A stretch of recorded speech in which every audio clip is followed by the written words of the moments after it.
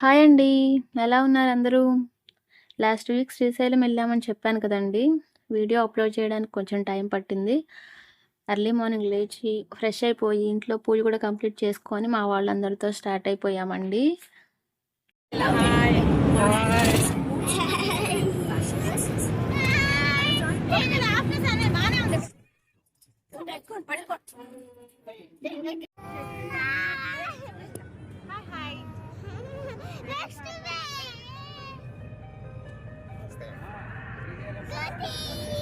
మా వాళ్ళతో ఎక్కడికి వెళ్ళినా జర్నీ అయితే ఫుల్ ఎంజాయ్ చేస్తామండి. ఒకరి మీద ఒకరు జోక్స్ ఏసుకుంటూ, నవ్వుకుంటూ చాలా ఫన్నీగా అవుతుంది మా జర్నీ. ఎలా అయితేనేం జర్నీ మొత్తం కంప్లీట్ చేసుకొని శ్రీశైలంలోని అఖిల భారత భక్త మార్కండేయ పద్మశాలి సత్రంలో అయితే దిగేసాం. సత్రంలోకి ఎంటర్ అవ్వగానే పెయింటింగ్ చూస్తూ మీతో కూడా షేర్ చేసుకుందామని చిన్న వీడియో అయితే తీశానండి. అష్టాదశ శక్తిపీఠాలు, ద్వాదశ జ్యోతిర్లింగాలు డీటెయిలింగ్‌గా పెయింటింగ్‌లో అయితే మనకు చూపిస్తున్నారండి. అక్కడ సత్రం చుట్టూ కూడా ఎంత ప్రశాంతంగా ఉందో, ఎంతమంది జనమున్నా కానీ రూమ్స్ కూడా చాలా నీట్‌గా ఉన్నాయండి. ఎక్కడికి వచ్చినా చూడండి మా పిల్లల అల్లరి. వాళ్ళ పని వాళ్ళదే, మా పని మాదే ఫొటోస్ తీసుకోవడం. మొత్తానికి కొన్ని ఫొటోస్, వీడియోస్ తీసుకొని అయితే దర్శనానికి స్టార్ట్ అయిపోయామండి. సమ్మర్ అవడంతో చాలా ఎండగా ఉండింది. ఎక్కడికక్కడ వాటర్ ఫెసిలిటీ, భక్తులకు ఇబ్బంది కలగకుండా మొత్తం గ్రీన్ మ్యాట్స్ అయితే ఏర్పాటు చేశారండి. దర్శనానికి ఫోన్స్ అలో లేదు కాబట్టి లాకర్స్లో పెట్టేసి క్యూస్లో ఎంటర్ అయిపోయాము. క్యూ లైన్స్లో పిల్లలకి, పెద్దలకి అందరికీ ప్రసాదం అయితే ప్రొవైడ్ చేశారు. అలా దర్శనానికి అయితే 2 hours పట్టేసిందండి. దర్శనం అయితే చాలా బాగా జరిగిందండి. ఆ శివయ్యని ఎప్పుడు చూసినా మనసుకు చాలా ప్రశాంతంగా అనిపిస్తుంది. దర్శనం చేసుకొని బయటికి రాగానే ఆ మండపంలో కాలభైరవ అష్టకం అయితే వినిపిస్తూ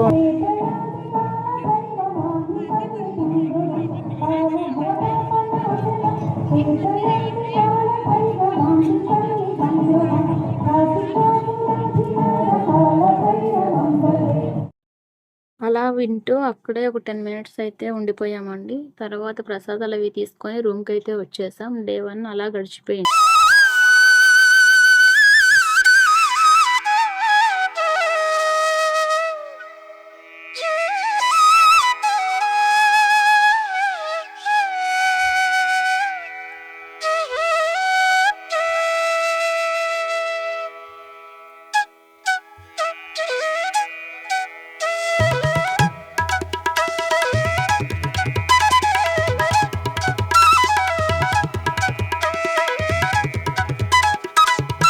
మార్నింగ్ అయితే లేచి ఫ్రెష్ అయిపోయి శ్రీ వారాహి అమ్మవారి టెంపుల్కి అయితే స్టార్ట్ అయిపోయాం. ఈ టెంపుల్ గురించి ఆల్రెడీ నేను షార్ట్ వీడియో ఒకటి పోస్ట్ చేశానండి. చూడని వాళ్ళు ఎవరైనా ఉండుంటే ఈ వీడియోలో ఇంకొంచెం డీటెయిల్డ్గా చెప్తాను చూడండి. ఈ టెంపుల్కి వెళ్ళడానికి శ్రీశైలంలో ఉన్న సగర అన్నదాన సత్రం పక్కనే పాతాళ గంగకు వెళ్ళే ఘాట్ రోడ్ ఉంటుంది.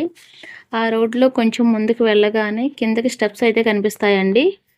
ఆ స్టెప్స్ దిగిన వెంటనే కొండ గుహల్లో కొలువై ఉన్న శ్రీ వారాహి అమ్మవారు అయితే మనకు దర్శనమిస్తారు. ఎంట్రన్స్లో శ్రీ విఘ్నేశ్వర స్వామివారు, ఇంకా కొన్ని నాగప్రతిమలు, అమ్మవారు, మరోపక్క శ్రీ సుబ్రహ్మణ్యేశ్వర స్వామివారు అయితే మనకు దర్శనమిస్తారు. అక్కడున్న శివలింగానికైతే మనం స్వయంగా మన చేతులతో అభిషేకం అయితే చేసుకోవచ్చంటండి. మేము ఆ అభిషేకం చేసుకున్నందుకు చాలా అంటే చాలా హ్యాపీగా ఫీల్ అయ్యాము. చాలా ప్రశాంతంగా బాగా అనిపించింది. ఆ శివలింగం చంద్రలింగం అని సప్తమాతృకల్లో ఒకరైన శ్రీ వారాహి అమ్మవారు ధ్యానం చేసుకున్న ప్రదేశం అని అక్కడున్న సాధువులైతే మాతో చెప్పారండి. అలాగే ఆ కొండలోయల నుండి వచ్చే జలపాతం అక్కడున్న శివలింగాన్ని నిత్యం అభిషేకిస్తూ పాతాళ గంగలో అయితే కలుస్తుందని చెప్పారు. వాళ్ళ మాటలు వింటుంటే మాకు చాలా ఇంట్రెస్టింగ్గా అనిపించింది. ఆల్రెడీ ఈ ప్లేస్ని ఎవరైనా విజిట్ చేసి ఉండుంటే కామెంట్ చేయండి. అలాగే నెక్స్ట్ టైం ఎవరైనా శ్రీశైలం వెళ్ళే వాళ్ళు ఉండుంటే ఖచ్చితంగా ఈ ప్లేస్ని అయితే విజిట్ చేయండి. మీకు చాలా ప్రశాంతంగా అయితే అనిపిస్తుంది. ఇంకా అక్కడి నుంచి అయితే శ్రీ సాక్షి గణపతి టెంపుల్కి అయితే వచ్చేసామండి. మేము ఎప్పుడు శ్రీశైలం వచ్చినా సాక్షి గణపతి టెంపుల్ని అయితే ఖచ్చితంగా విజిట్ చేస్తామండి.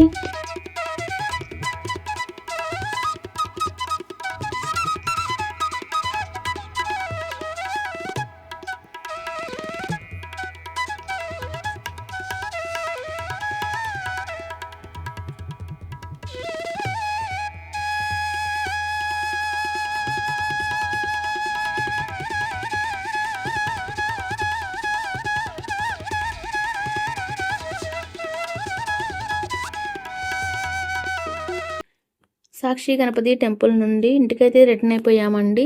రిటర్న్‌లో త్రిపురాంతకం టెంపుల్ దగ్గర అయితే ఆగాము. ఈ వే అయితే స్టెప్స్ వే. మేము ఘాట్ రోడ్ నుండి అయితే వచ్చామండి. ఆలయ ప్రాంగణంలోకి అయితే ఎంటర్ అయిపోయామండి. ఆ కట్టడాలు చూస్తే చాలా పురాతనమైనవిగా అనిపించాయి. ఇక్కడ ఉన్న పరమశివుడు త్రిపురాంతకేశ్వరుడిగా, పార్వతీమాత త్రిపురాంబగా కొలువై ఉన్న ప్రదేశం అయితే ఇది. దర్శనానికైతే క్యూ లైన్‌లో ఎంటర్ అయిపోయాము. స్వామివారి దర్శనం చాలా బాగా జరిగింది. అమ్మవారిని చూడ్డానికైతే 2 కళ్ళు సరిపోలేదండి. అంత అందంగా నిండుగా ఉన్నారు.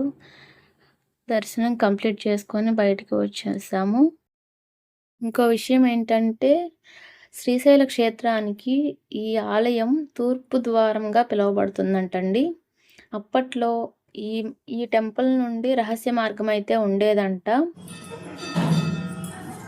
ఒకసారి మనం ఇక్కడ చూసినట్లయితే ఏకశిల మీద చెక్కిన వినాయకుడి విగ్రహం అండి. చూడండి ఎంత అందంగా చెక్కారో. ఇలాంటి ఇంకెన్నో విషయాలు తెలుసుకోవాలి అనుకుంటే మన ఛానల్ని సబ్స్క్రైబ్ చేసుకోండి. అలాగే లైక్ చేసి షేర్ చేయండి. Bye bye.